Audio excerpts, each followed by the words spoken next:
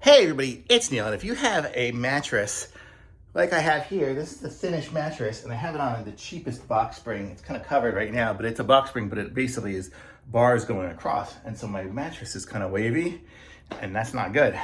So what they make is this thing here. Check this out. This is like a board. It folds up, so you can kind of, I don't know why you never need it portable, but you've got this. It goes down like this. It comes with two sets of that, one for the bottom and one for the top. Oop. So this one here is queen size.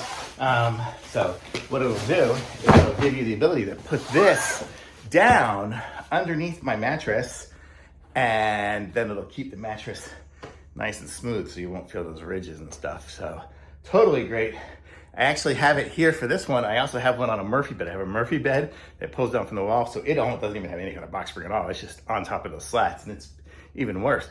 But so we have those, but let me show you what it looks like when it's kind of put on.